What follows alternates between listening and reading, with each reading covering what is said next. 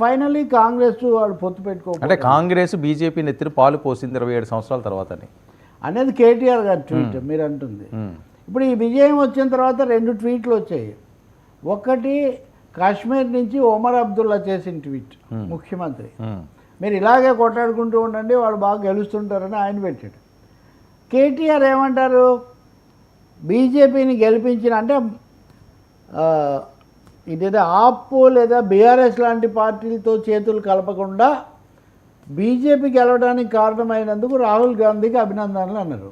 చాలా ఇంట్రెస్టింగ్ ఇది. అవును, అంటే ఏంటి కేసీఆర్ ఆఫర్ చేస్తున్నారా కాంగ్రెస్ పార్టీకి మాతో కలవండి, మాతో కలవకుండా అని కేజ్రీవాల్ అంటే ఇండియా కూటమిలో ఉన్నారు కానీ బీఆర్ఎస్ ఎప్పుడు లేదు.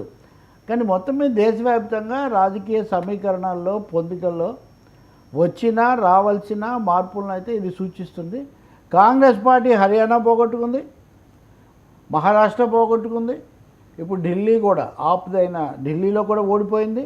వీటన్నిటితో కాంగ్రెస్ కూడా మన వ్యూహం సరైనదేనా, లోక్సభ ఎన్నికల్లో ప్రతిపక్ష హోదా వస్తేనే దాదాపు ప్రధానమంత్రి అయినంత సంతోషపడిన పార్టీకి ఆ తర్వాత వరుసగా జరిగిన 3 రాష్ట్రాల ఎన్నికల్లో కూడా హర్యానాలో కూడా ఆప్తో కుదరకే, ఇప్పుడు ఢిల్లీ కూడా. కాబట్టి పెద్ద గుణపాఠం కింద లెక్క. ఆప్కు అంటే సరే 12 ఏళ్ళు 15 ఏళ్ళు పాలించిన పార్టీ ఒకసారి ఓడిపోతే 20 స్థానాలు 30 వచ్చి ఉంటే చాలా దాదాపు ఢీ అంటే ఢీ అన్నట్టుండేది. గౌరవప్రదమైన సంఖ్య అది. కానీ కేజ్రీవాల్ ఓడిపోవడం, అది కేజ్రీవాల్ ఓడిపోవడం అన్నది ఇందిరాగాంధీ ఓడిపోయింది, ఎన్టీఆర్ ఓడిపోయాడు, లేకపోతే వాజ్పేయి ఓడిపోయాడు, లేకపోతే కేసీఆర్ ఓడిపోయాడు అంటే ఎట్లా ఉంటుంది, దాని ఎఫెక్ట్ చాలా ఎక్కువగా ఉంటుంది కదా. సో వ్యక్తిగత రాజకీయ నైతిక ఓటమి లాగా ఇది కనబడుతుంది. దానికి తగినట్టు ఆయన గురువు ఆయన అన్నా హజారే వచ్చేసి నువ్వన్నీ మన లక్ష్యాల నుంచి పక్కకు తొలిగావు అది ఇదని అంటున్నారు.